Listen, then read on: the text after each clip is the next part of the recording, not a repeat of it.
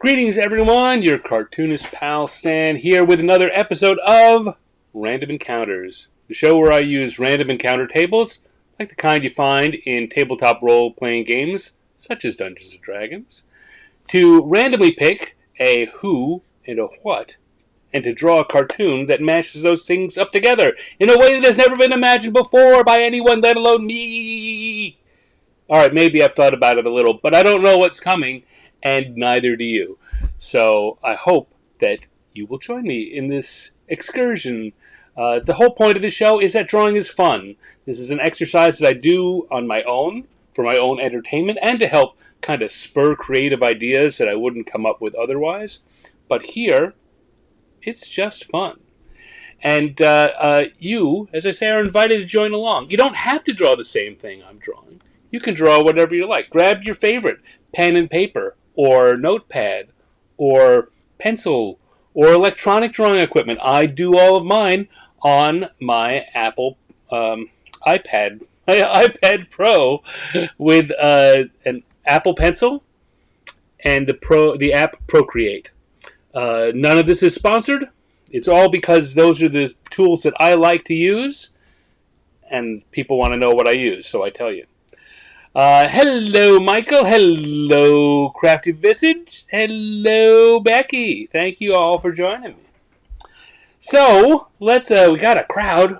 We got stuff going on. Let me just switch up here. What's going on my iPad, and then we can change the screen over so you all can see it, and we can get going. Let's start doing some drawing, shall we? All right. So these are our encounter tables for the week. I will use an electronic die roller to randomly pick a who and randomly pick a what, and then we'll be off to the races. So let's go here. We're going to come over to the die roller, and we're going to roll it 3 times like I always do. Once or twice a third time, and it's a 2 for our who. And a once or twice a third time, a 1. A 1 for our what. 2 and 1. So let's come back and see what that's going to get us. Michael says, I'm actually going to attempt drawing. Yes! Awesome! Do it for the fun of it. You know what? Here, before we even start, and right away, give yourself permission for it to be disappointing to you. I hope that it's not. I hope that you love what you make. But, particularly the first time you're trying to do something like this, if you're trying to do the same thing we're doing here, it's I don't sound like I'm tooting my own horn, but it's harder. It's a little more difficult than I make it seem. I've been doing this a long time. Coming up with ideas and drawing quickly is a muscle you need to do. But maybe you're just going to draw something else. Maybe you just pick the first one and you work on it the whole time. Whatever you want. I'm so happy you're going to be drawing along. Dale, thank you for hopping in, my friend. Let's see. We had a 2 was a dwarf and a 1 ice cream truck. Dwarf and an ice cream truck is our first selection. I've picked a bunch of whats that are kind of summer themed. Not all of them are, but I've been trying to fill it in with things that are seasonal. Trying to keep the whats seasonal. Okay, we've got a dwarf and an ice cream truck. Now, we have the dwarf inside the ice cream truck or the dwarf outside the ice cream truck. Really, I guess we could have the dwarf on top of the ice cream truck, but that doesn't make much sense. Alright, so let's start. I do my sketching in blue. Let's start with our ice cream truck.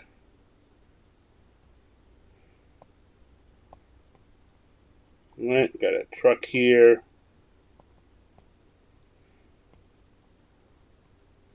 And a big window on the side. And it'll say ice cream. On that, there'll be a menu that starts over here. Now that's very small on the page. I'm going to blow that up because I know that I want the ice cream truck to take up most of the drawing. So that'll make that easier. I'm also, since I know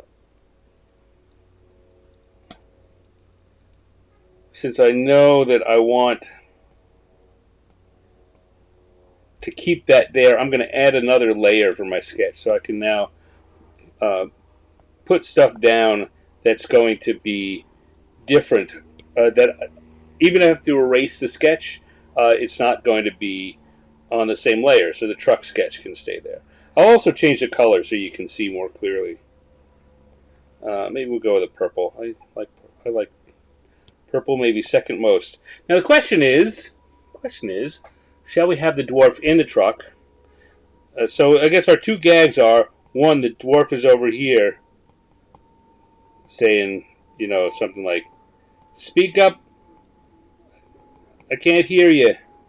And we've got kids outside wanting to get their stuff. Alternatively, we could have it so that, I'm going to make a second, wow, I'm doing so many layers here. Look at all this layer stuff I'm doing.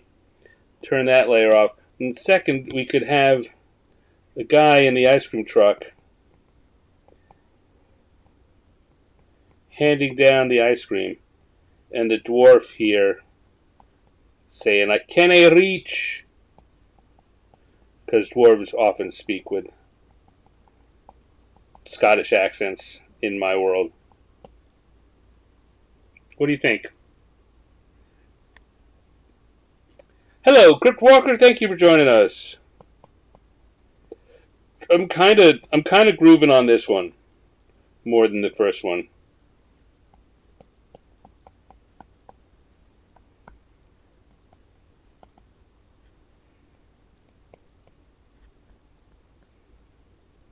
I think that's what I'm going to go with. All right, so we've got that there. Let's see, I'm going to just add a few more lines so I have a more complete idea of what my dwarf is. Now you see, I talk about this a lot, drawing with simple shapes. You see what I'm getting in here are the simple outline shapes of what the dwarf will be.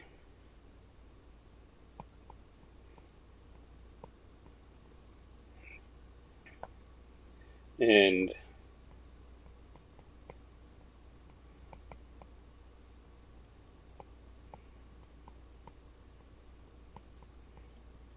our person in the ice cream truck.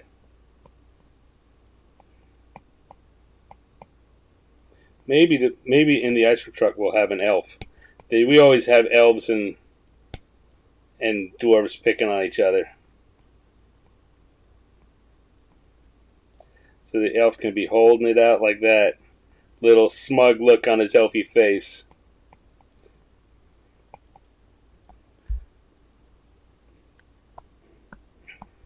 There we go. That's a good sketch. Michael says, I had the same idea as the first one, so I'm going to draw that. I'm going to run with that. So cheating, so I don't have to draw. See, now, you can say that's cheating. I don't think it is. So it's like any kind of recipe, any of those cooking shows where they have a weird recipe. You've got to include it in there, but it doesn't have to be the main profile. This gag, like that gag, wouldn't come up without the dwarf. So even if all you see of the dwarf is like middle of the nose up and one hand, the dwarf is integral to making that work. So yeah, not cheating in the least. All right, I'm going to come over here to the lines layer now. Going to change it over, and we'll start. Let's start with the elf.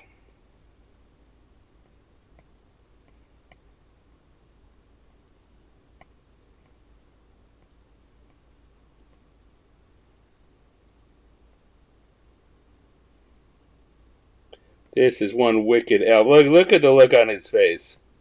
See how I do that with the, I'm going to turn the opacity down on the sketch so you can see it a little better. See what I'm drawing a little better. But this whole kind of, if you have narrowly lit eyes, you have one eyebrow up and one eyebrow down. That gives that kind of askance look. There are a couple of different emotions that can go with that, but one of them is this kind of playfully mean expression, which I'm hoping that the elf has here in this drawing.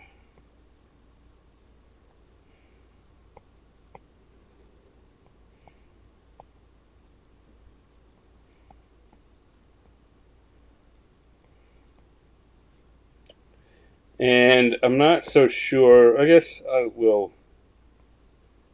I was going to say I'm not so sure about where the sketch for the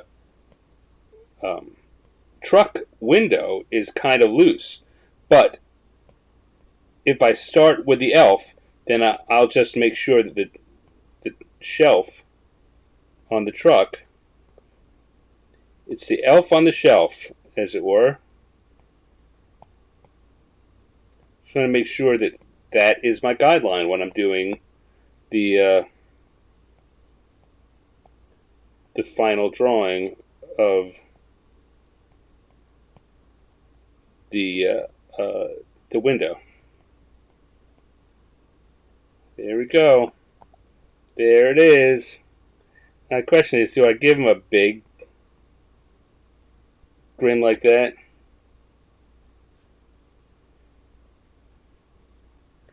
Or just a smirky grin? I'm going to start with a smirky grin. If you want to see the big grin, write it in the chat and I will check on that in a bit. I can easily switch that up later on. And then down here, I have the elf in short sleeves. Or the dwarf in short sleeves.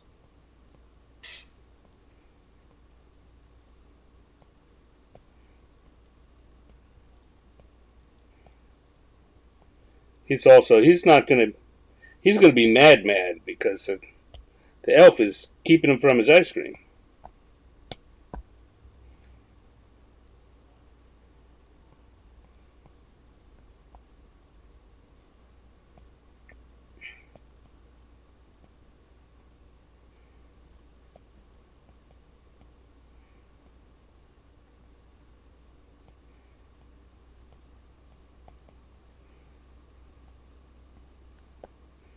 Suppose we can have the dwarf in shorts too, since he's already on vacation.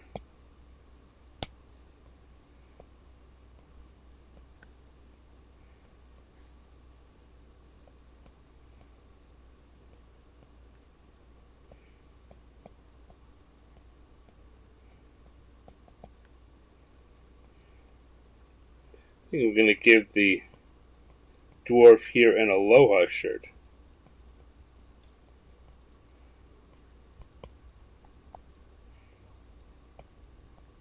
There we go. Looking pretty good. Alright, now we get to the truck. Now those wheels are not going to do. I've lowered where the dwarf's feet are, so the wheels have to touch the ground there. So we'll start with that. Again, this app is great because I can draw a rough circle and it will give me a perfect circle, which makes my life so much easier. Circles and straight lines are hard. Don't let anyone tell you different. I drew that one in here. If I was doing this, wow, I should do that again so you can see it. So if I was doing this in a more relaxed way rather than a get it done quickly, I would have copied and pasted that other wheel and moved it over. Instead, I'm drawing another circle that's about the same size. I'm going to move it. Now, if you look here when I move it, though, that blue line means that the bottom of the one is lining up with the bottom of the other. Great tool. Well done, Procreate. Oop. Okay. There are all kinds of time-saving tools that are worked into these apps that you'll discover as you work with them. You won't know them straight off, and that's okay. You'll figure it out.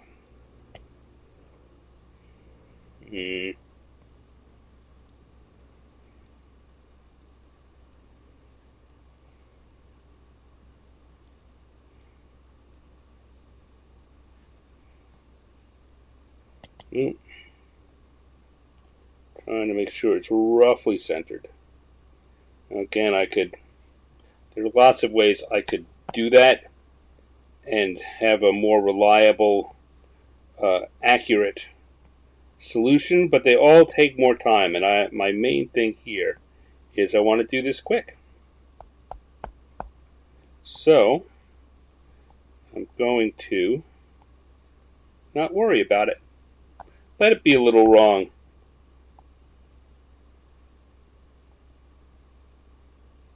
This is a fun drawing. This isn't going for the Louvre or the National Gallery or, you know, any kind of museum, except maybe the refrigerator wall if you're drawing it on a piece of paper at home.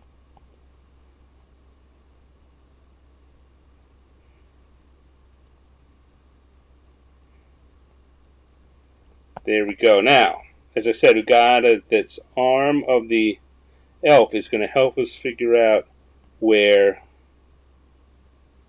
the shelf on this window is. It's got to be somewhere that this arm can lean on. Other than that, it doesn't really matter. Whoop.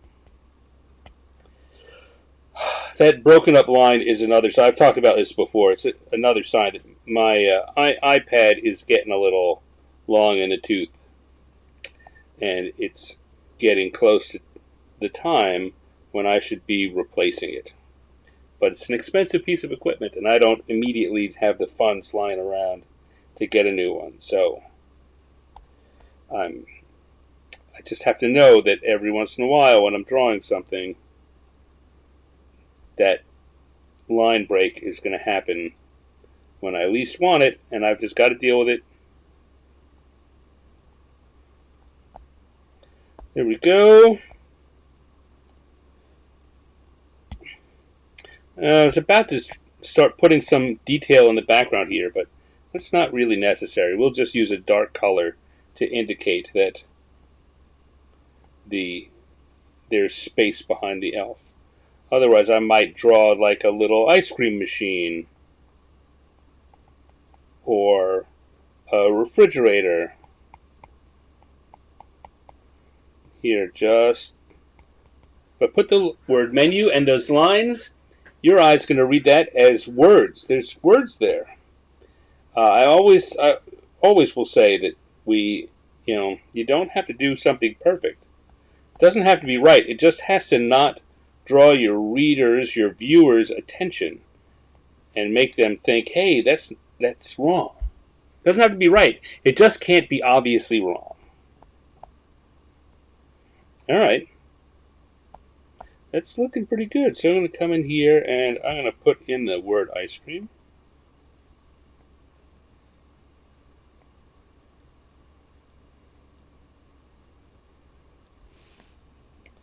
I don't know. Do we need the word ice cream? It's pretty clear that it's an ice cream truck. You know what? I'm going to leave that blank. And here's another thing to toss out to you guys. If there's a punny name, you know, Mr. Softy or whatever, if there's a punny name for this ice cream truck, let me know, and I'll put that on here as the name of the ice cream truck. And our little dwarf is going to be somewhere up here. I've got to give him room to say something. Probably we're looking at another layer or an erase. I don't know. It would be... You know, or I could take this whole thing. Here's another thing. Look, so usually if I grab this stuff, it only moves what's on one layer. But I want to move everything. What I can do is, I didn't know this for a long time. So I can grab multiple layers and then move them all at the same time. And then what I'm going to do here is, because the word balloon wasn't going to work out. There's so much going on right above there. I don't want it to cover the truck. And once I put it above the truck, then it's going to need a long tail to show what's being said. So instead, I'm going to put it as a caption at the bottom. Or I could either put it as a word balloon down there, or I could put it as a caption here. I think I'll choose a caption. It's very New Yorker style. And it's going to be saying,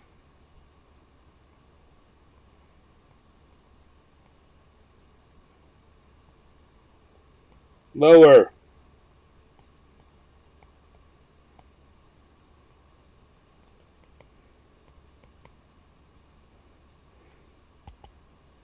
Lower, you gangly. That's a good word for a tall person. You gangly git is another word. Not a nice word, but not a terrible word. Lower. Lower, you gangly git. All right. So, let's let's do some colors. I see there's some ideas in the chat already for what this can be called, and I think I'm going to be very excited. All right, so we're going to switch over to the gloaming brush, which I like to do, which gives me the crayon-y, marker-y feeling. That's a little bit see-through. I'm going to turn off the sketch layer. That's what's left there. Oh, I've got to turn off both sketch layers. All right, so let's see. We want to come in here and start with our characters, maybe? I always like to start with the characters.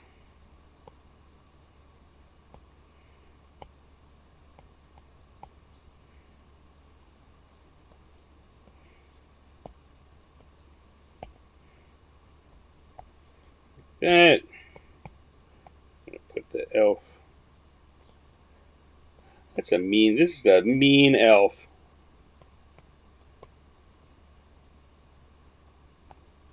So another thing, what flavor? Should be a chocolate cone? Strawberry cone? Vanilla cone? What do you think?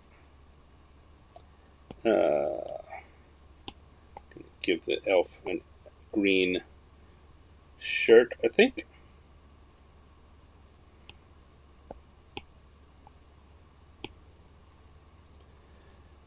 And blondish hair.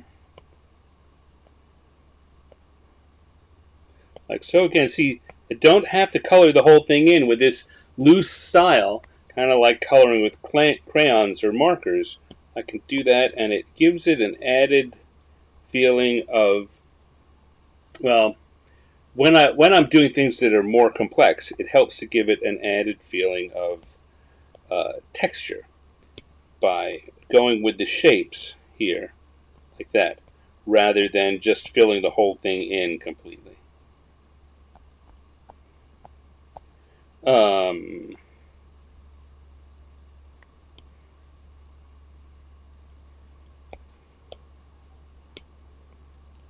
about we go with a mostly red aloha shirt with the flowers in yellow, like so.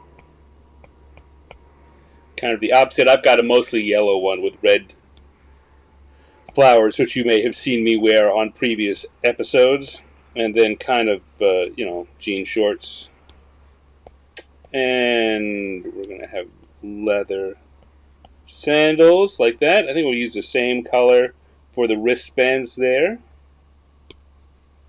We'll come back here for the cone. Swirl. Of course, swirl is much better than either chocolate or. So I'll have a swirl and a swirl and a swirl. Again, there's another thing. I don't have to get it right. Normally, when you do swirls, there would be one of these lines, the black lines, to separate the different levels on the cone. Each swirl would be within its own layer, but I don't need that. If I draw it on like that, it looks like swirls. Your eye sees it as swirls, and it doesn't ask any questions. All right, what else do I want to do? I want to come back here and get my dark blue faux black to do the tires very quickly.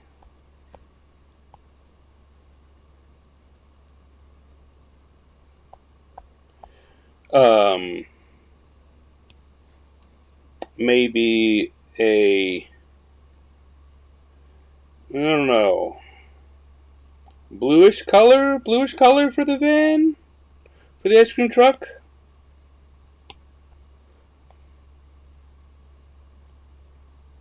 I don't think there's a right or wrong answer there. Ice cream trucks tend to have... I suppose it probably would depend on what our name is going to be. If I wanted to be very particular about it. Find whatever the theme for the name was and color the van accordingly. Maybe that will weigh into my decision when I look at what you've written. Are you guys still writing ideas on there? No telling, unless you think the one you've come up with is so good that I can't possibly choose anything else. Always worth adding another one.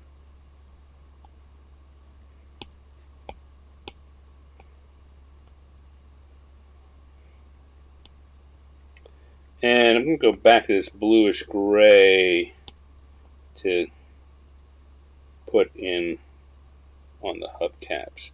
And I'm going to go back to that faux black, make it a little more blue. Oop. Little lighter even. And I'm going to use that to show that there's space behind our elf here and in the windows.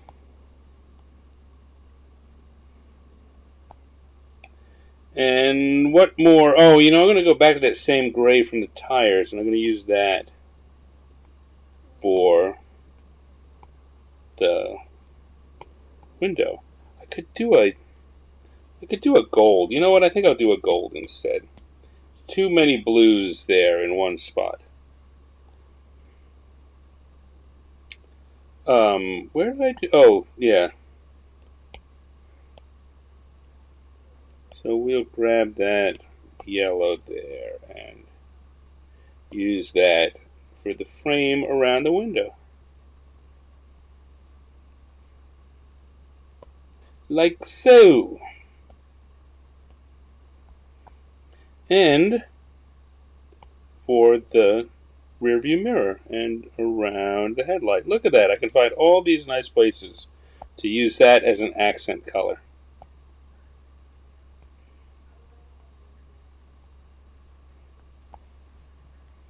Okay. I'll come back here. Back to my inking and I'm going to, did I get it right? Yeah. I'm going to make him stress a second lower. Lower. Lower, you gangly git. That makes me laugh. Alright, what do I want to do here? I want to just come in and clean this up a bit on the colors layer where I've let that blue come over the menu. I think I want to get it off the menu so the menu stays clean. There are times when you do want to make sure you don't go out, you don't cross certain lines. I don't care that it crosses a little over here on the elf or the window or the frame. Those are all okay, but the menu was looking a little overwashed. I wanted it to remain clear. So I'll clean it up. Even here, look, I got the fingers. I hadn't even noticed. It doesn't really matter that much. Alright, what do I want to do here? Oh, I want to look at what people have said.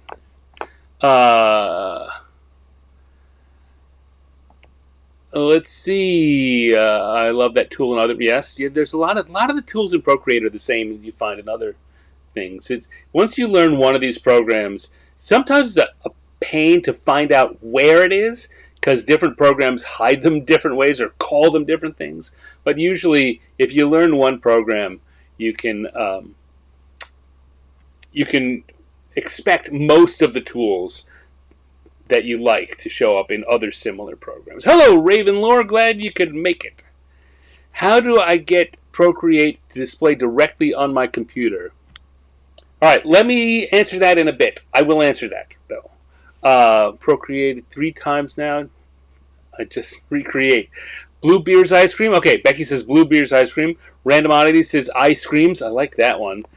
Cream on the Go. It's got some possibilities of. Uh, that's for a different age level cartoon, I think. Swirl, we got. Okay. All right. So I think we're going to go with Ice Creams. I like that. I like that. I like all of them. That's the one I like the best. So let's come here, and I'm just going to put it in I.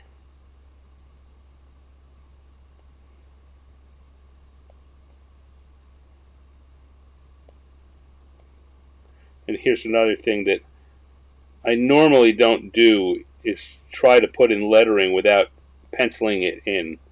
But it doesn't really matter that I'm exact, and I can erase anything that I get wrong.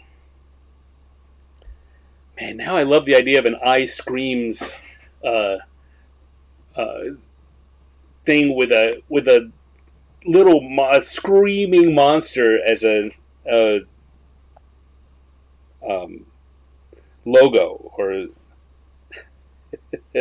no real room for it on this one, but yeah, that's what it would be. That's what we're going to imagine this has. So I'm going to use the. I'm going to come back to the color layer first of all, and I'm going to use the solid inking brush rather than the gloaming brush for the lettering. And you can, as with anything, any kind of thing you're drawing with, you can mix media.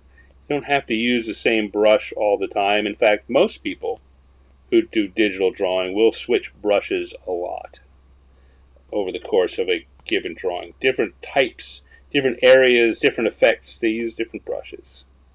So, there we go. It's the Ice Creams truck. And now I'll come back here and I'll stick a little stand in the corner because I think we have got our Dwarf and the ice cream truck. No, not done yet. I was teasing you. I'm going to come back to the colors layer. I'm going to come back to the gloaming brush again. And I want to add a little bit, just a little bit of shading on here. I think our characters are looking a little too flat. Or they would look so much better with just a little bit of shading on them.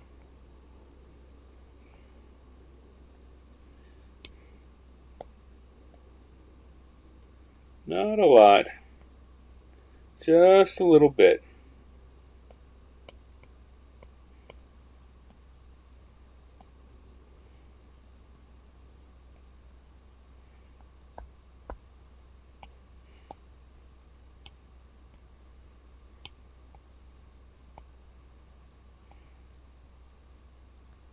Like that. Yeah, I think that actually helps a lot. Maybe it's just me. I don't know. I don't know if everyone else would feel the same way, but I think that just adding those little bit of extra shadows makes the whole thing feel less flat and a little more fun and inclusive. All right, there we go. Lower, you gangly git. What'll happen if I drop those colors back a little? Just a little. That's too much. That's already too much. There we go. I think that is making the lines a little more distinct. Here we go. Dwarf and the ice cream truck. Ba-da-ba-ba-da-ba. Okay. All right, so what was that question back there? How do I get Procreate to display directly on my computer? All right, so I use a Mac. And so because it's when you're within the Apple ecosystem, there's a screen sharing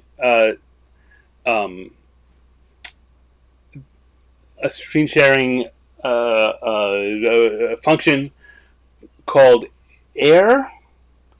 AirDrop? No, AirDrop is when you share.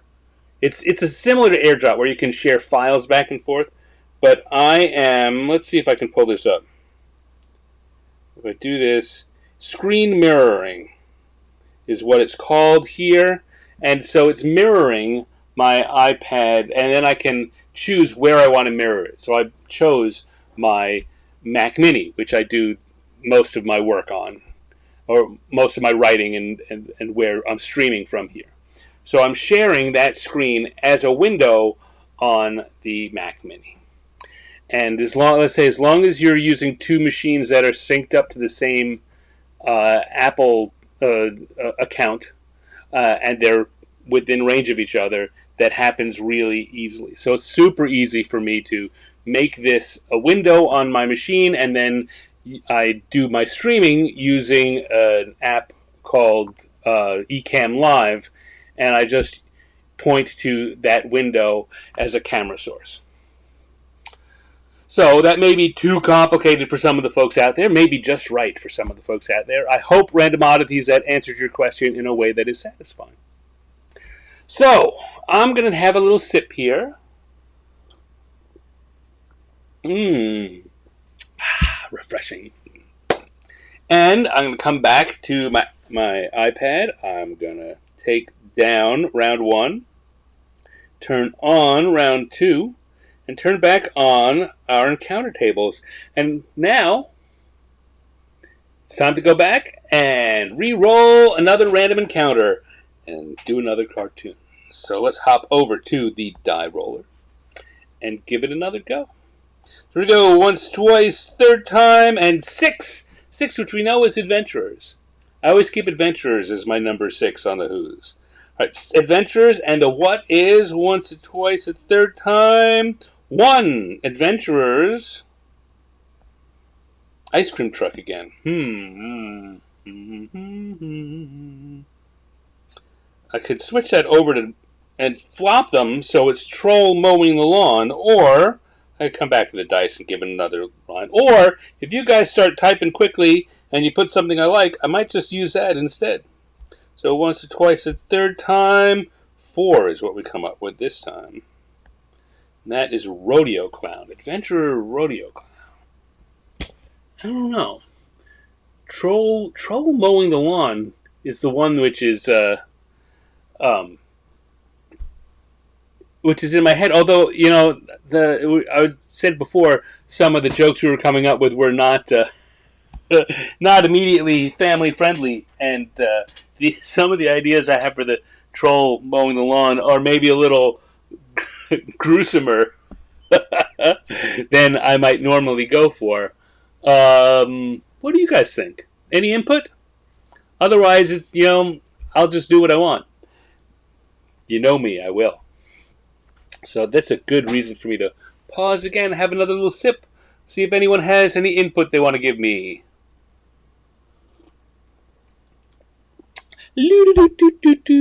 Let's see. Shaving his chest. Shaving who? A troll shaving his chest? An adventurer shaving? Adventurer shaving his chest. That doesn't sound like fun. Troll shaves. Let's... Michael? Let's talk, Michael. Is there something going on in your life? Shaving his chest? Is this a swimming thing? Is this like an Olympic swimming thing? Oh, mowing the lawn on his chest. Oh, I see. You know, I didn't go there. All right, I'm gonna make an executive decision, and we're gonna do the troll mowing the lawn. So we're gonna go to the sketch layer. We're gonna turn off the tables. Come back and make sure the brush is set correctly, which it wasn't. Now it's Studio Pen again, and we're going to do a troll mowing the lawn. And maybe there isn't. Maybe the joke is just the idea of this troll mowing the lawn.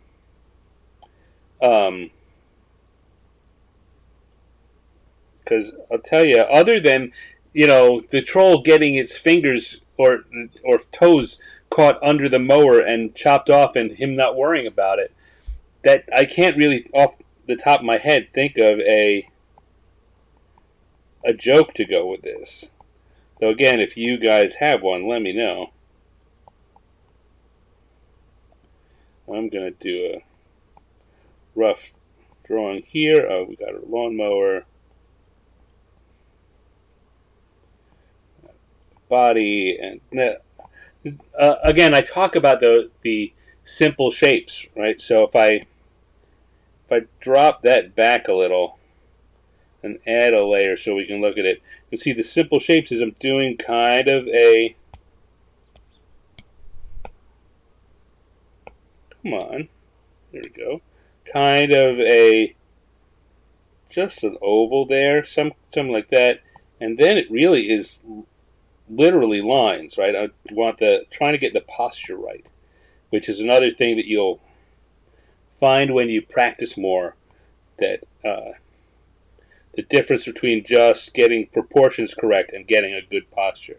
And this is definitely a posture, a positioning that I can proudly say I swiped from Don Martin in old Mad magazines. There are artists who will be inspirations to you over the course of your life, and you will find things that they do that you borrow and adjust to your own style, and you'll find things they do that you just say, you know what, that's how I do it now, because I really like it. It works for so many different things, this posture, but anything where they're pushing something forward, like the lawnmower. That would also work for a shopping cart, that my baby carriage, that might work for pushing something.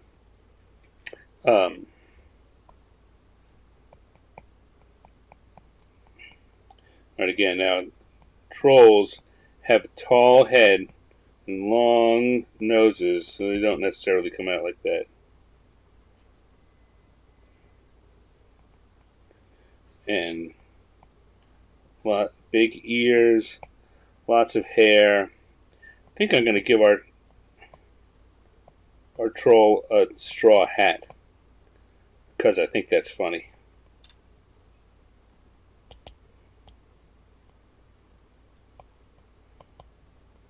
Right now I'm trying to decide whether our troll is going to be happy, just happily mowing the lawn. Or the troll's like, I'd much rather be, kill me, right? I don't want to. It's why I sure hope some adventurers show up and. I don't know. That's a sentence I didn't finish because I didn't know where I was going with it. But there we go. Like I say, that's the rough kind of shapes that I think in. I don't usually draw quite this dark or specific on it, but I figured it'd be fun to show you guys.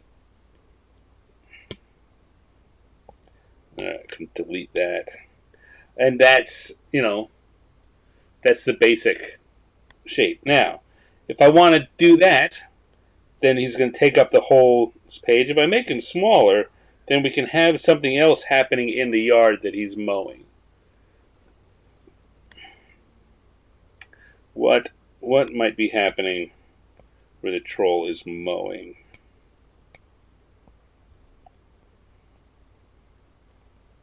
Right. Or if we wanted to, we could put a fence back here, and people might be pointing and laughing. Ha ha ha, look at him going. I don't know. Could have like fairies coming out of the long grass. Like that. Got all sorts of possibilities. I know I probably want to do something, so I'm going to switch over to my lines layer. I'm going to drop the opacity on this because I drew that really dark the first time around for the points I was making for you. I don't want them that dark while I'm drawing. But we're going to start, and I think that the thing I'm most comfortable with here, I would say start with a line that you're confident in. The line I'm most confident in is that ear. And trolls in D&D always have these weird kind of rutabaga-y noses.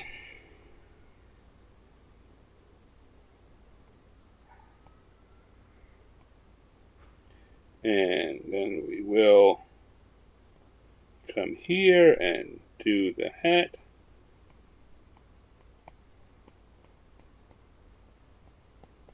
Just like that.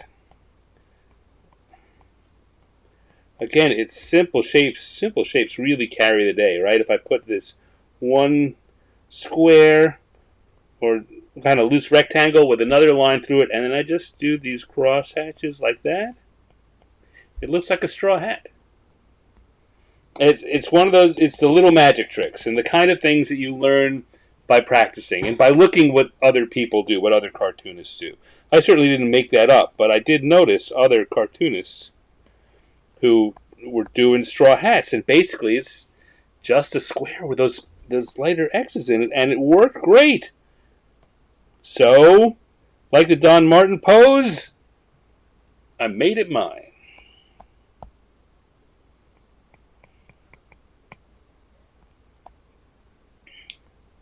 Here we go. All right, I suppose that I have decided that our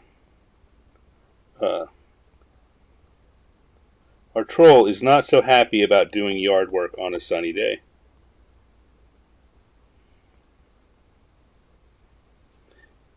Now I'm taking that very simple shape that I had before and playing with it. The simple shape is how we lay it out, and then you give it a little more detail when you do the final version.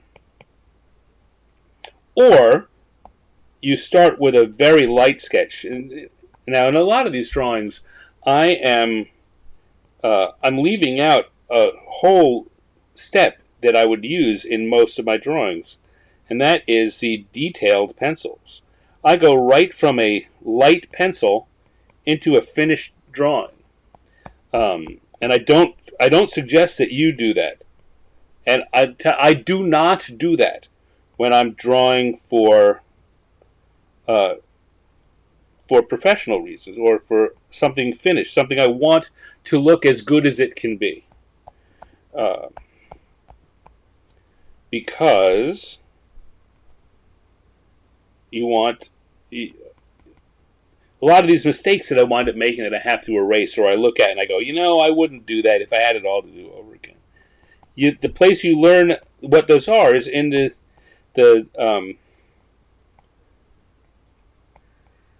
detailed pencil stage, the detail sketch phase. You figure out from the loose sketch that you've done, the idea, you figure out what the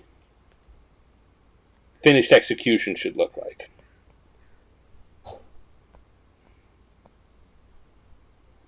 So here we go again. I remember correctly, usually lawnmowers have these thick plastic tires on them.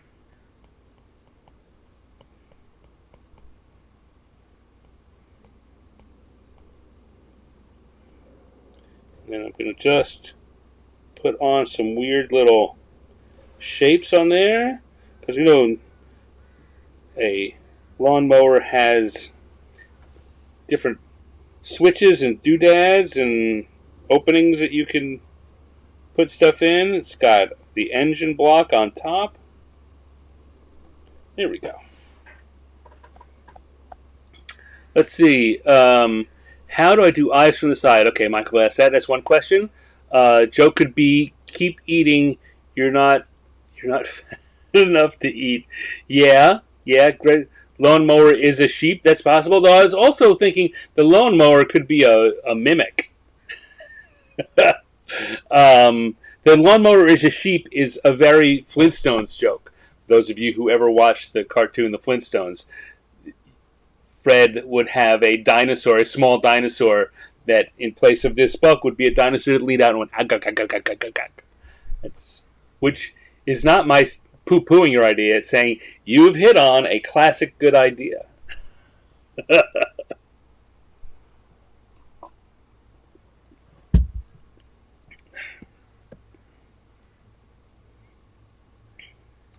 Oh, I do like someone just caught up front that someone said the "Don't worry, it grows back," and I like how that is kind of I like how that plays to um, the fact that that's what happens with a troll. Right? If you do damage to them, they regenerate. It just grows back. Oh, there's a good joke in there. Who said that? Who said that? But Michael, it grows back. Oh, Michael, there is a good gag in there. It's a good. I don't have it. It's one very often, and you'll see this happen in the show here, where have an idea, and over the course of the 15-20 minutes while I'm doing the drawing, we're developing it, and then at the very end we have an idea, and I'll go away and come back and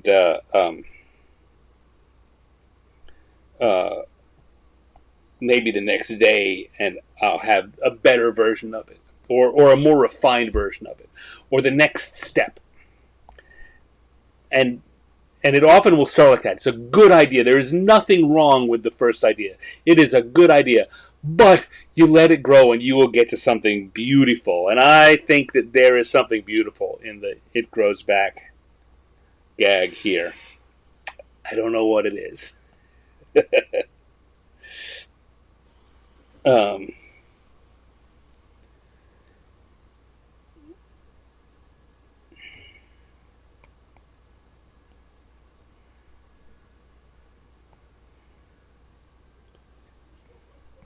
I think I am gonna draw some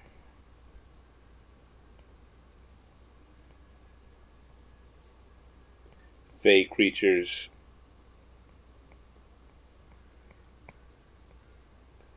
flying away here.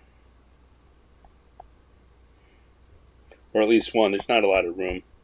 I don't think I'm going to draw those people in the background. I'm trying to think of a way to phrase that that gag here. And I can't, I'm still working on it. My head is working on it while I'm doing the drawing. So let's turn off the sketch layer and put some color into this while my brain percolates on the idea. How do you draw the eyes from the side? So it depends. There are a lot of different ways to draw eyes anyway, but you'll often see, so if I've got a face here and I want it to be from the side, you'll often see that I'll do it like that, right? That's an open eye, and then you can think of the eye. If you think of the forward eye like this, think of the side eye as almost like half of that, a little smushed down.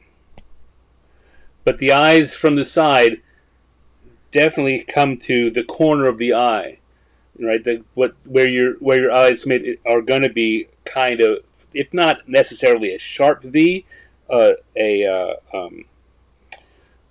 close pinched off thing. And even with this first one up top, you'll see that is kind of the same thing, but I've done it looser and more round. But it's still, at its heart, it is a side V, and then the eye comes around like that. And you can, once again, play with the angles on the eyebrow that comes into it. Make it small and give an eyebrow down like that, and it's mad.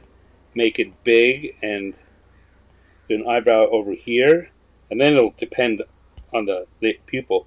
If you make it small, it looks scared.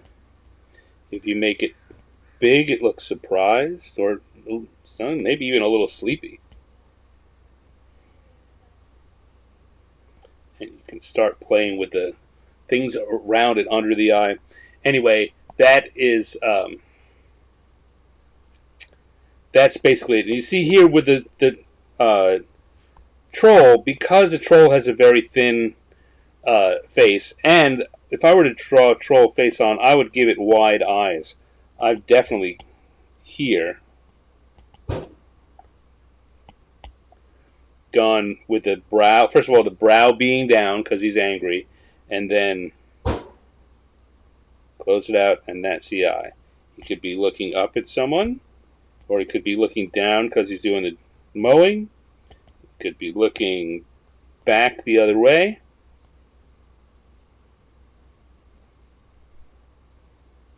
So there you go. That's some thoughts on eyes. I hope also that was helpful. There's a lot. I've done seminars. I've done little talks at libraries and with students, with kids about stuff like that.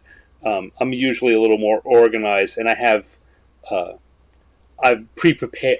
I prepare some drawings for that rather than doing it off the cuff like this. But that's the rough way it works. So let's go back and get our gloaming brush, our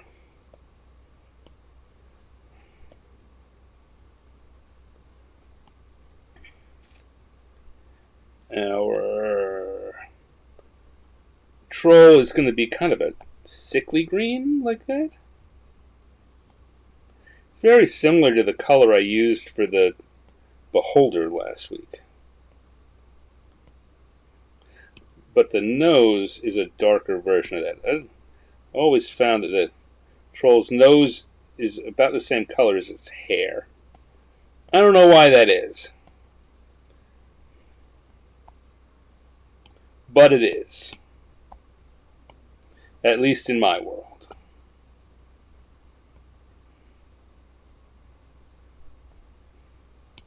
And we're going to come here. I'm going to take a straw color, a brownish yellow, yellowish brown, depending on how you want to look at it.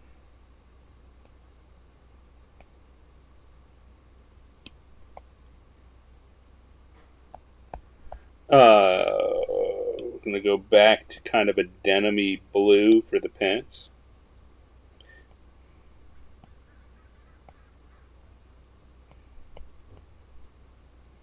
And I think I'm going to leave the t-shirt white this time, but I'm going to come in with a light brown to do my highlights. And since there's no color, I'm just going to do highlights. By putting that brown on there, it makes it look sweaty. It doesn't look like a clean blue. This is a shirt. This is a white shirt that's been used while he's doing some work. You know what? I just said that the nose is the same color as the hair, and that's just not working for me this time. I want it to be darker than the skin tone, but not quite that dark. There we go. And then we're going to go to our lawnmower. I don't know why lawnmower is very often red.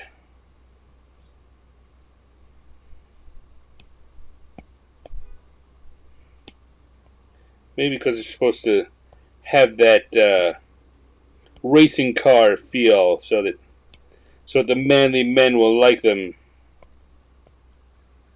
I don't know. I just made that up, but it sounds right.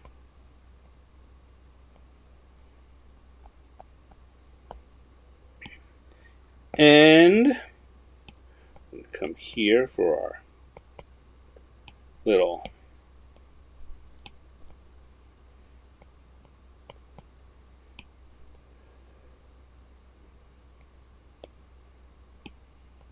fey creature.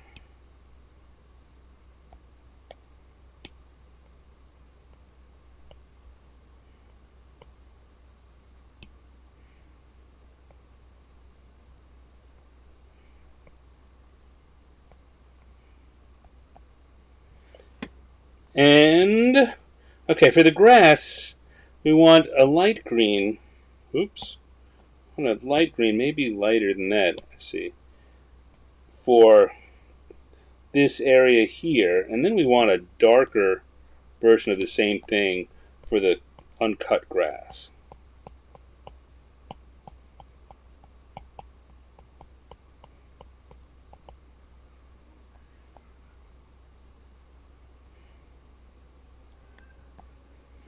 and now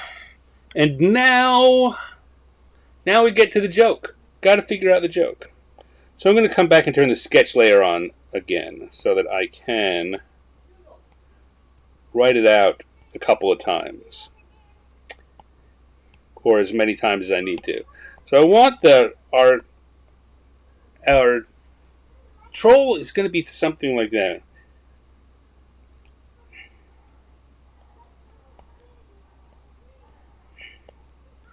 I cut it and it grows back.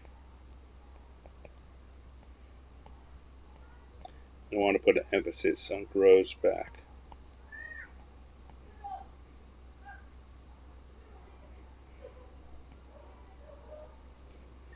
I think so. The joke here, I've gone quiet because I'm trying to make this work. The joke here is something like, that should piss me off, or I kind of like it. I kind of respect that. Is it? I kind of respect that. I'm going to make that even smaller.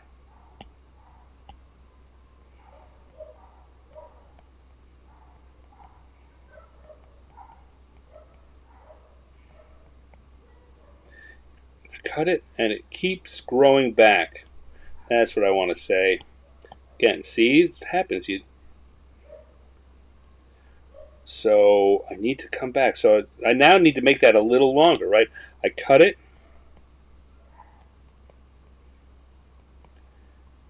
Every week. I cut it every week.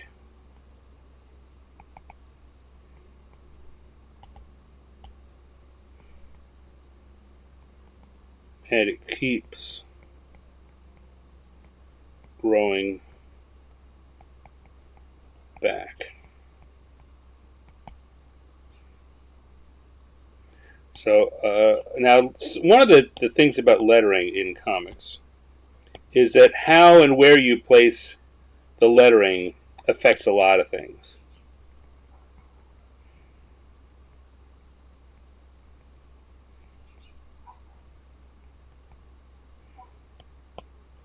And so I want to get this so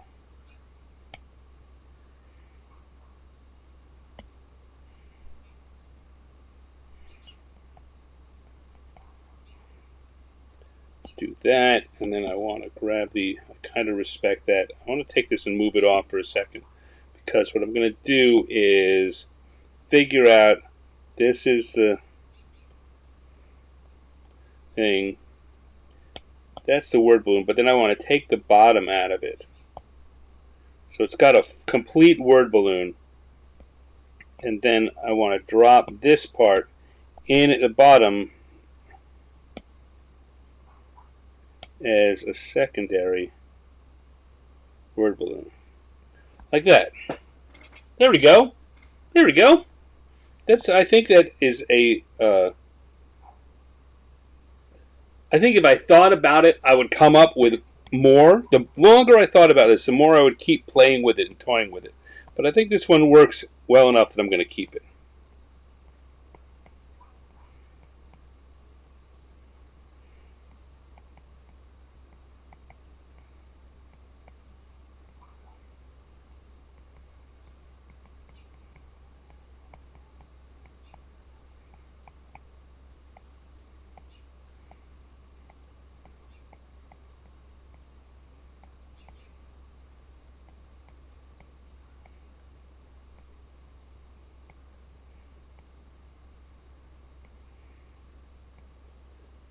Lettering is tough for me.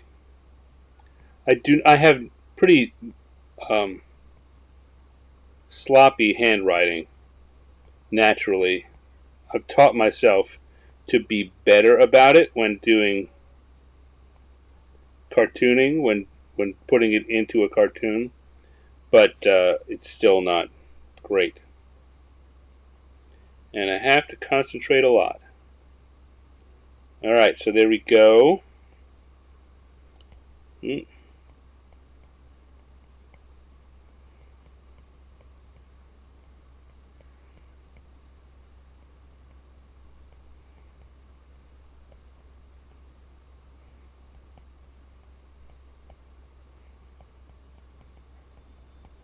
Once again, I want to move that over. It's not positioned the way I want it to be. And usually I'm not so finicky about this, but this is really what sells this joke.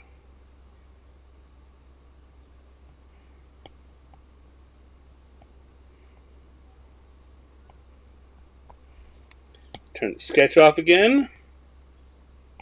And we have... Oop, did I do that on the wrong layer? Bugger. Oh, good. Oh, I see. I put it on the colors layer, which is the wrong layer, but it's not as bad as having put it on the lines layer, because I can now go to the colors layer and erase it. As long as I'm careful not to erase any of the other colors on the figure, I can erase that. I hope that if I teach you anything over the course of this show, it's to be very careful. Be mindful and intentional as you go through it. Don't let yourself slip into this kind of just kind of working on it, whatever. If it's a piece that matters, if it's a piece you're doing for fun, then whatever. Right? It wouldn't have killed it. I've had plenty of drawings I've finished on this show and posted with the blue sketchy stuff because I put it in a place I couldn't remove it. But if I can, I want to, and I like that it worked out okay this time. Alright, so now we can come on here and put a stand at the bottom because we've got a troll mowing the lawn. I cut it every week and it keeps growing back. I kind of respect that.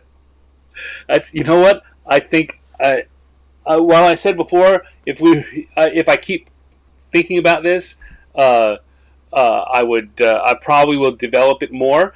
But I think this one might be saleable in it. If Dragon Magazine was still around, if there were still magazines that bought comics, bought single panel D&D style comics, I think I could submit this and get a bite. And it just grows back. Yeah, no, playing around with that, it just keeps growing back, or it just grows back.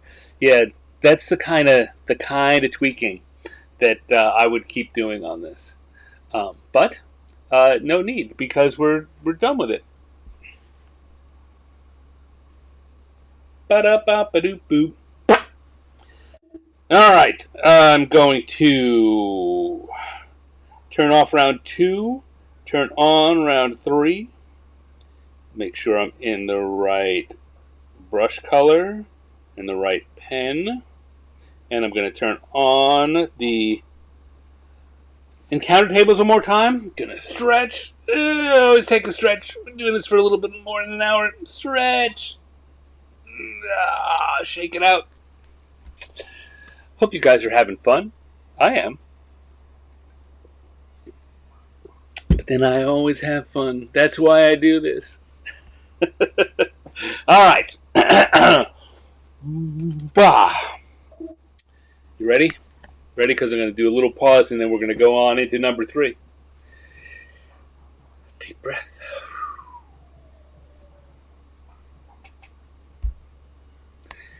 Time to do one more drawing, and we'll call it an evening. So let's go back to the die roller, and we'll get us one more random pairing. So let's go once or twice a third time, and 1 is our first who, and once or twice a third time, 5 is our what. So what does that give us here? 1 is a... We already did the troll. I knew that was going to happen. Pick the troll. 5 is a cannonball. Cannonball! That's, for those of you who don't know, I'm thinking cannonball into a pool. Big, giant jump. So we've done the troll. We could go to the adventurer's cannonball, or I'd turn open to you guys again, calling for your input. Who do we want to have going off a diving board into the pool doing a cannonball? What do you think? Could be. I mean, the idea of something really big, of course, is the first. Something like an earth elemental or a golem or a something heavy. You know, a bugbear or an umber hulk.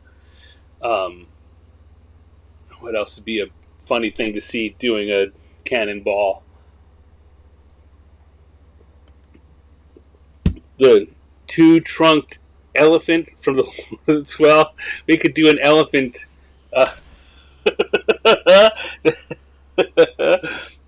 We could do an elephant, an elephantine creature, an elephant folk. I think I've had Elephantfolk as a choice on the show before. That's a strong possibility. GIF is the hippo people. I just did GIFs recently, so probably let's go with an Elephantfolk. All right, that's what we're going to do. And you know what? Still open to other people. If you're typing something, don't stop typing. Put it in there. I'm just starting to think about this one. It's not too late to change my mind, but the Elephantfolk is a workable, fun idea, and I can start here by saying, no matter what we're doing, I'm going to need a pool, and I'm going to need a diving board. So I can start sketching those right now.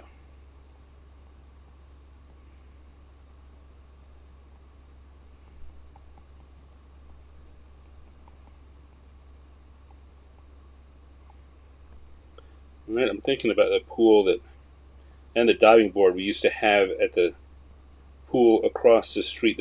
We lived across the street from the. It was owned by the neighborhood association when I was there. It's now owned by the county. It's now a Nassau County pool, but I grew up on Long Island, by the way.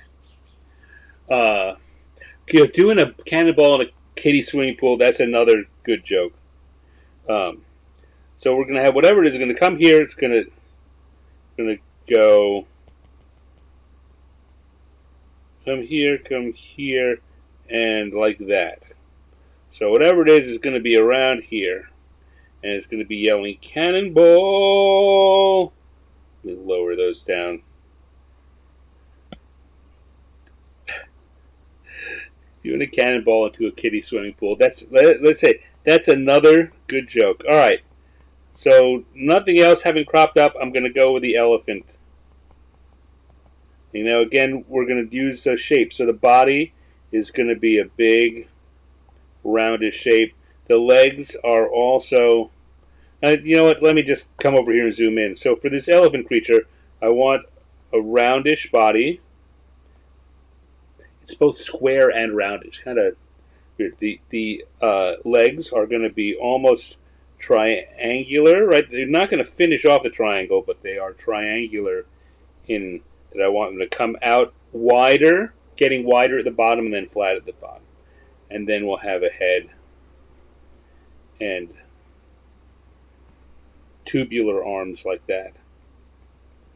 That's our basic shape for an elephant person, an Elephantfolk. Now, of course, we're looking at it sideways, so and he's going to be jumping, so it's going to be like that. The triangles are there, but I need to widen them out a bit. One's going to be up like this. You'll see. Let's get that off the screen. So here, so we got going like that. I want this front to be rounded, so we get the idea of it being big bellied. So it's not just not just wide, it's massive.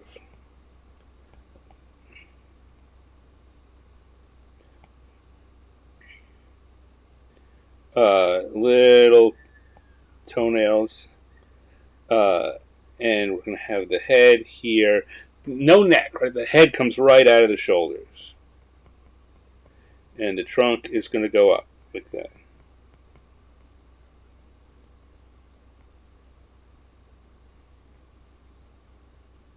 Now here's another one. We could have side eye like that. He's looking down. We could also have two eyes there, like he's kind of looking over. You can play a lot with reality when you're doing a cartoon. The eyes would need to be on either side of the trunk, but we can shift it over and it won't hurt it because it's a cartoon. The thing will be, where do the ears go? So if the eyes swing around, the ears have to swing around too. If the eye is up front like this, the ears probably further back like that. So I think I'd like the eyes coming around.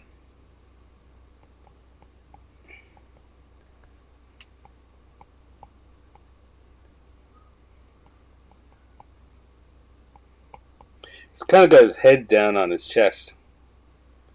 And then the ears are going to be back like that.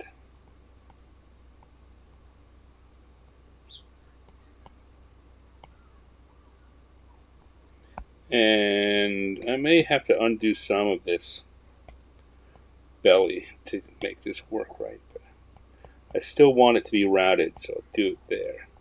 And an arm coming back like this. Those same kind of tubular arms we talked about before. Another one coming up like this. Tell you the other thing I often will do. So right now this is definitely an elephant. If I wanted this to feel more like an Elephantfolk, like a creature that you're playing in D&D, instead of giving just nails, I'd give it little fingers and little toes. Because that then gives you something to play around with when he picks things up. For a regular elephant, you don't need to do that. But the other thing we probably want to do is not have a naked elephant. So we're going to put the elephant in swim trunks. In fact, swim shorts. Probably no shirt. There we go. But what we may want to do is put something down below the elephant in the water.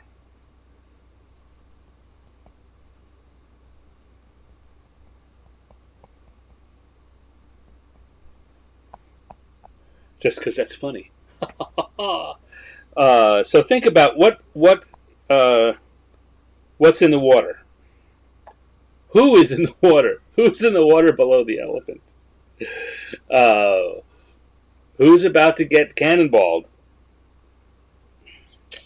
So I'm going to go to the lines layer and I'm going to get to work on that. A mouse. A mouse is certainly a classic answer for any elephant joke. So that has potential. Let's push that a little farther. So let's do something that is maybe not quite as standard as a mouse. What else could be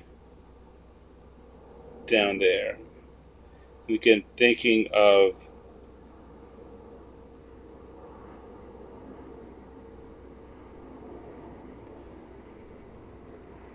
maybe fantasy-related things.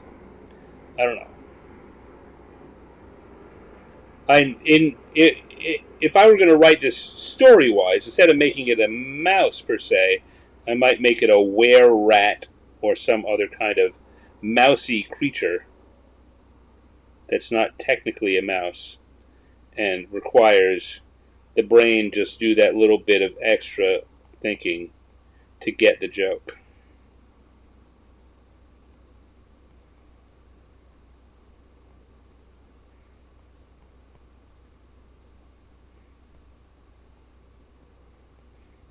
I want it so that the board is just wobbling from our elephant having jumped off it. And I think we're just going to do that.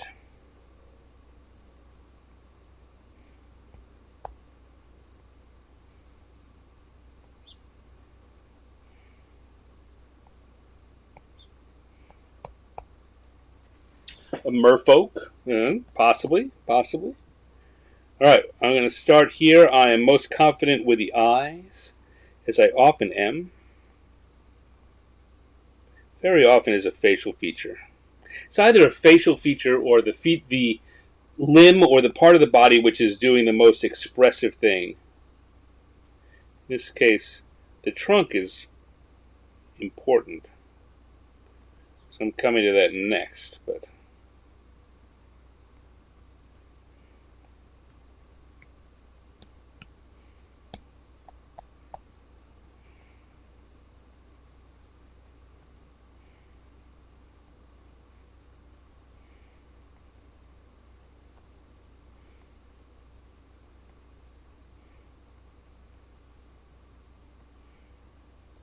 who else? Who else could be in the water?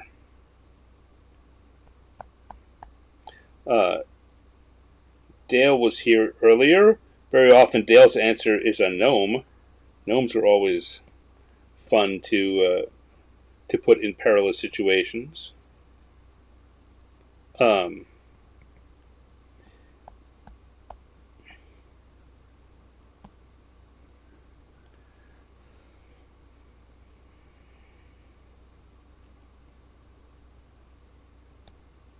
Let's see. I want to get those fingers in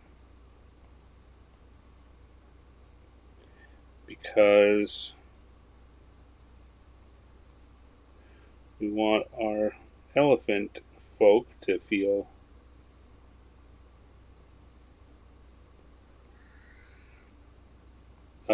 humanoid, not just like an elephant, an uplifted elephant, an elephant folk person.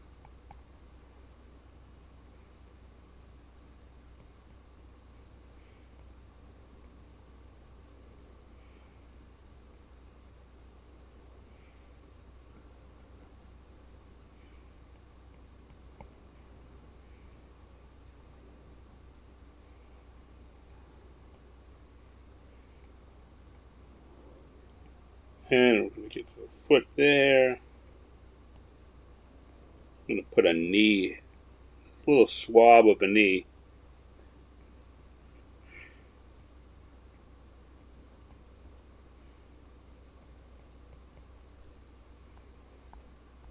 That's looking pretty good. To a gas spore like a beach ball floating on. Dale, that gas spore beach ball thing, that's a good. I'm going to say what I very often say to Dave Lemon when he is here. That is a really good idea that I think is just too complex to pull off easily in a single panel. There are too many pieces of information that go into that joke to make it easy to. And I'm not saying it can't be done. I'm saying I can't do it tonight.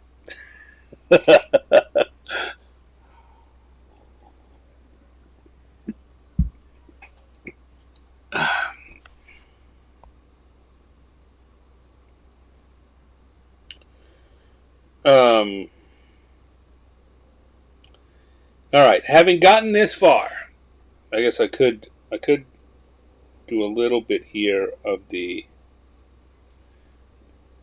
what we're going to have with the pool, but I'm just about the point where I'm going to need to do whoever that is in the pool. And I'll tell you what, I'm feeling like, having explored the other options, going back to some kind of mousy creature is the answer for tonight.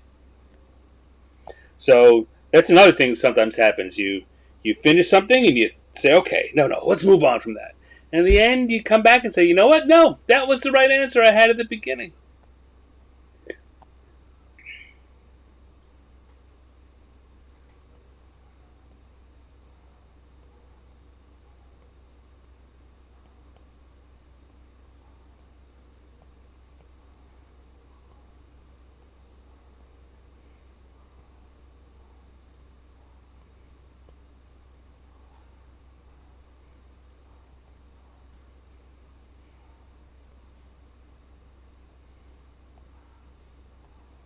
Here we go. That's some kind of mousy look there.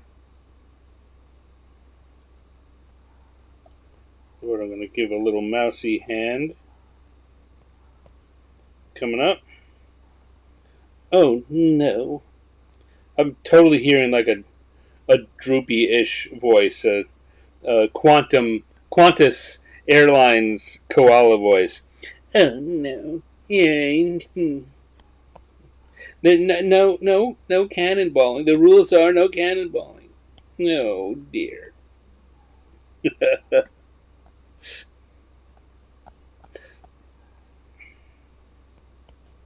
No, that's since sometimes here you do things like I add lines in. I'm like, okay, yeah, no, that line is not helping. All right, I think that the one thing we've got that I was gonna have the elephant yelling cannonball, but I think that's unnecessary. Sometimes it's what some other cartoonists I know call putting a hat on a hat.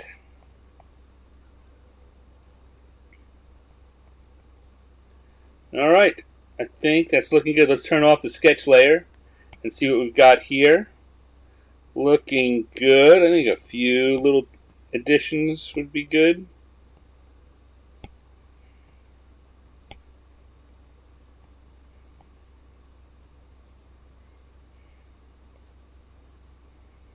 Just a couple of lines here and there to make it clear what's going on. Give a little extra weight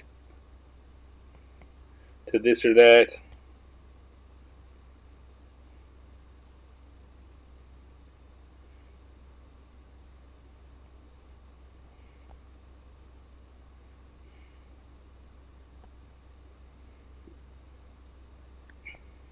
I mean, I could give the mouse little sweat bullets, but I think even that is putting a hat on a hat, to go back to that same phrase. Uh, the hamster ball, I'm looking at that, and I think that there's another joke in there. I do like hamster balls as comedic elements. I don't know if you how many people pay attention to uh, the cartoons I do for the thumbnails for the episode, the one that goes with the show and gets shown during the countdown timer and then never gets put back again. There's no good reason why I need to do a new one of those every week. It's not. It doesn't sell anything. It doesn't. Most people don't really notice that it's there. And all I put it up for is a countdown. But I just love doing them. It's a single panel cartoon that I wouldn't do that week. Every week I do a single panel cartoon with the rough, loose theme of random encounter. And so, why do I bring that up here? Because in October of last year, I did one with a hamster ball on it. And if I remember here when we finish, I'll go back and show that one. All right, that's good. That'll do. Let's come here and go to the colors layer. Switch to our gloaming brush one more time. And start going. So we're going to have gray for the elephant. That seems like a pretty standard elephant color. Whoops, I'm on the wrong layer. I want to go to the colors layer. Now that'll happen every once in a while. In fact, another thing you'll see sometimes when lines I draw just disappear. You'll see it. I don't notice it because I'm busy doing the drawing. But sometimes I'll draw a line and then it'll disappear. And the reason that is I've probably explained this before, is because the iPad and Procreate have touch controls. So if I want to undo something, I can. Right now I'm going to touch it with 2 fingers, and it'll undo that. I can also hit a button here, and it'll redo it. But let's say there are touch controls, and sometimes it will read a motion I make as being intended as a touch control when it's not. In fact, the most common one is that 2 fingers for undo. And so if I'm not paying attention when that happens, it undoes something, and then I come back later and I look, and the thing I did is just gone, and I've got to do it again. And that's because I don't like to draw using the little, where's my glove? You know, these little thumb gloves that just go on the pinky and the ring finger, so that when you touch you lay your hand on the screen, it doesn't register. I just don't like to use them most of the time, particularly in warm weather. So I don't. And that means that any time my skin touches the screen, it might be misread.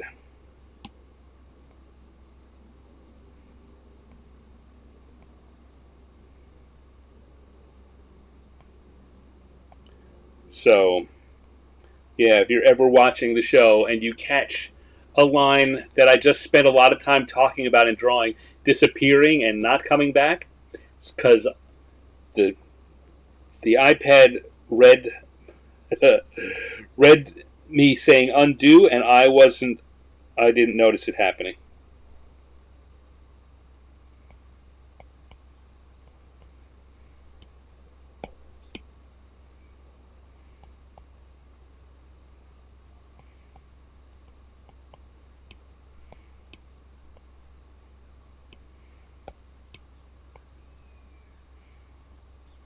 Here we go. Those are some good colors.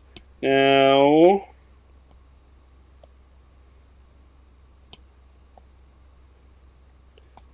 increase the size of this so that I can come in here. Now, again, I'm going to do this. You see the pool, well, it's water. I'm going to break it up into these lanes of water to, again, give it that extra sense of motion and texture and depth.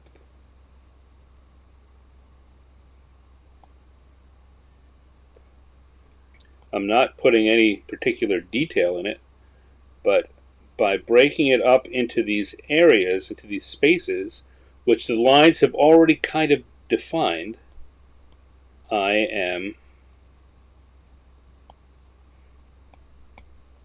giving it that extra bit of detail. And again, I'm fooling your brains into seeing something that is not intentional. It's not detail as having meaning and being detail. Like here, this thing I just did over here. That's different from everything else, and so it's really standing out. So I've got to get rid of that. The brain is going to see something, and if it looks too different, it's going to want to find a reason. Your brain is going to invent a reason for it. Alright, so what else do I want to do? I want to have the diving board there. A little darker color for it for the flat side that's in the shade. We want a blue-gray here for the railing, safety railing. We want another red for around the pool.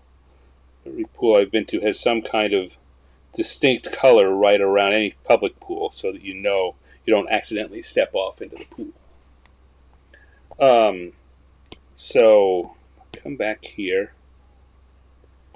I'm going to put the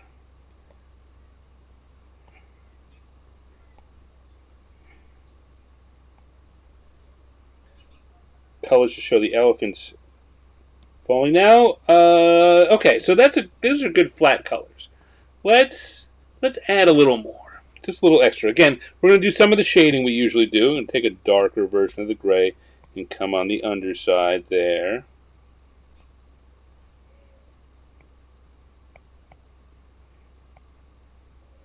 anywhere there's an underside or something that looks like it should be in shadow.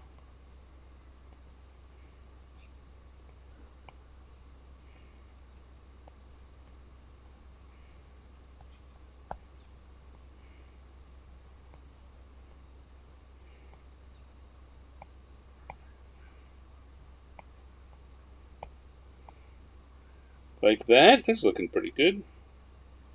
And we'll do the same for the shorts. I want to grab that red color and go a darker version of it.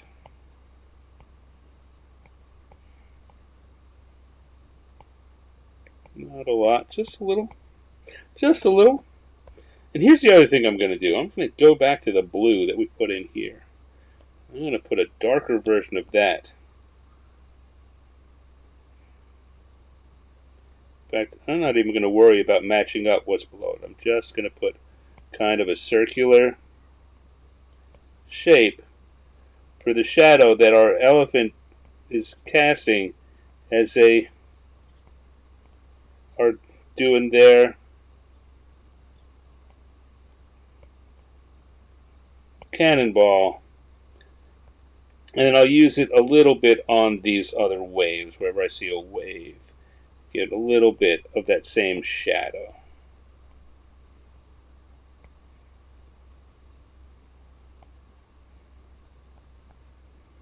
There we go.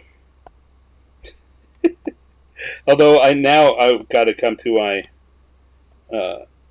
my poor little ratling, and we've got to remember that he's going to be in the shadow too, which means I need to add some darker version, particularly darker because he is about to get squished. That's not dark enough. It's got to really draw attention to itself. There's a point where you do want it to draw attention to itself. There's a difference there. That difference is the shadow coming down. Cannonball!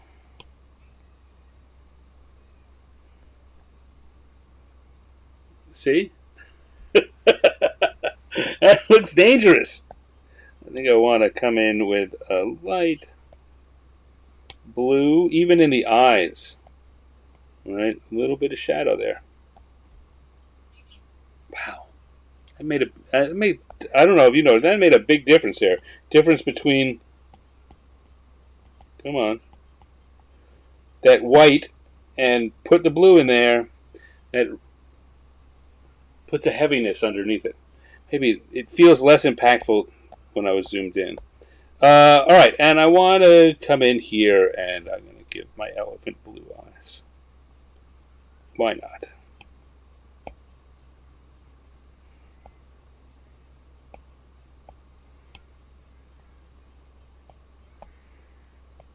Pink tongue. And we can call this one good too. Let's come in here and grab our inking brush again, a little black pen, and we will put a stand down in the bottom. Yeah, I guess the bottom. Looking for a good place. I was thinking about putting it in the water too, but that would seem to draw too much attention to itself. Here we go. We have an Elephantfolk doing a cannonball. Never seen that glove before, Michael says. Yes, so here, I'll put it on so you can see what it looks like. It just covers the last two fingers. So where I would lean on the screen, that now cuts it off from the skin and keeps it from registering my hand. It's not uncomfortable. It's not particularly warm. It's a fine, good tool that I just don't like to use. On days when I find that I'm having a lot of inadvertent undos and other things happening, I'll wear this. But most days I just don't. Trebuchet ball incoming, yeah. All right, that's pretty good. So I'm gonna have a little sip and then we'll do a wrap up, shall we?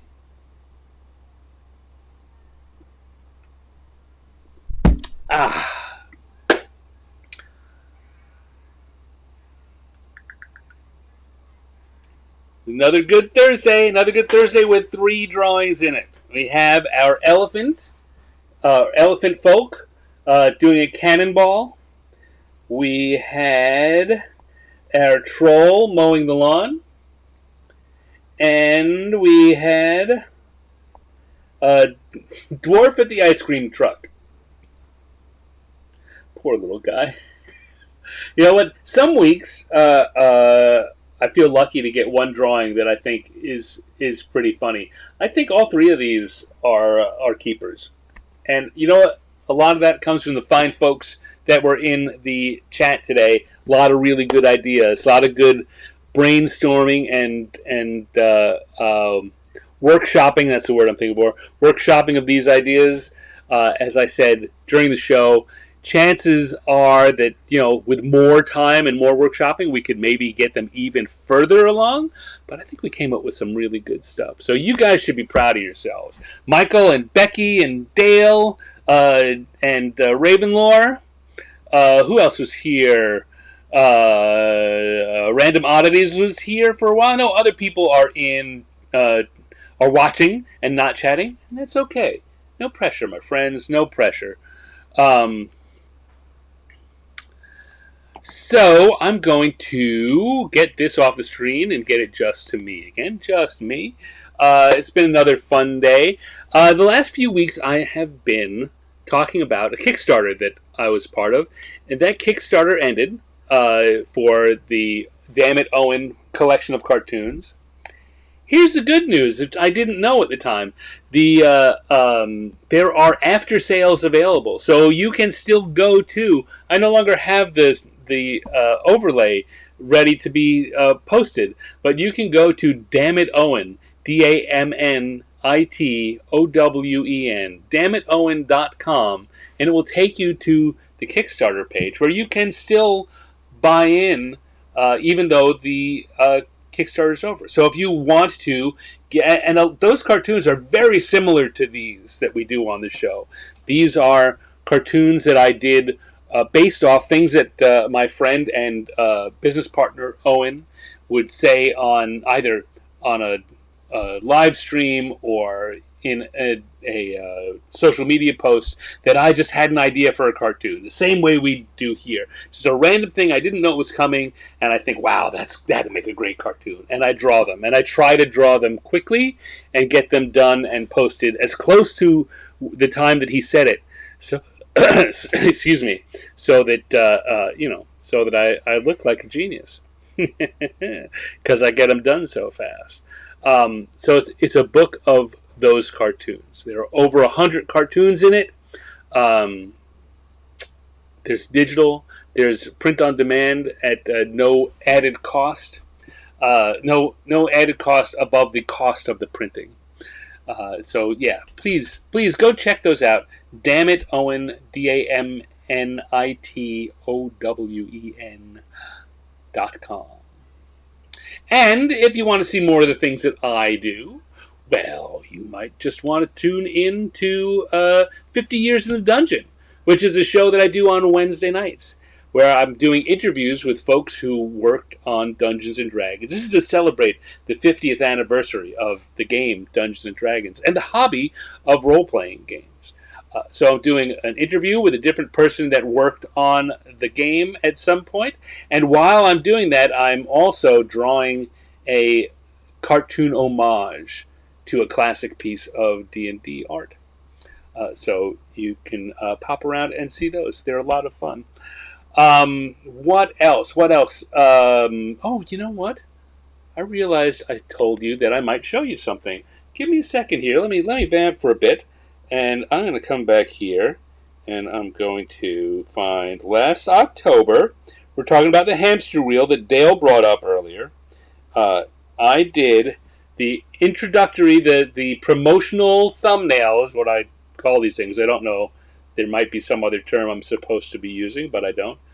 This was the promotional thumbnail, I believe, for the middle week in October last year.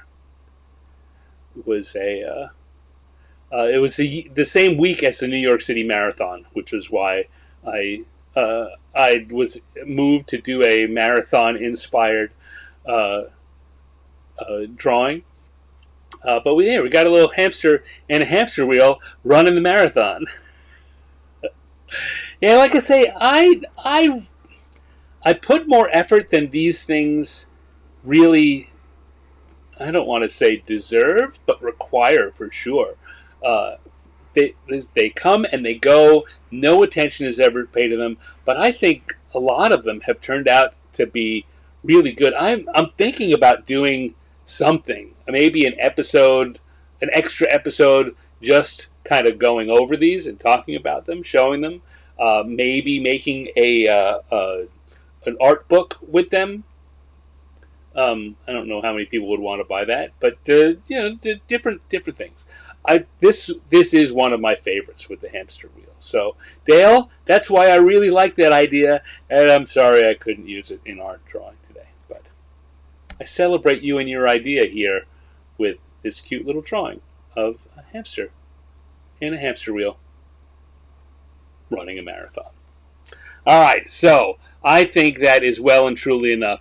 Thank you, everyone, for being here. I will be back next Thursday if if the world doesn't interfere somehow, and we'll do some more random encounters together. I hope to see you then.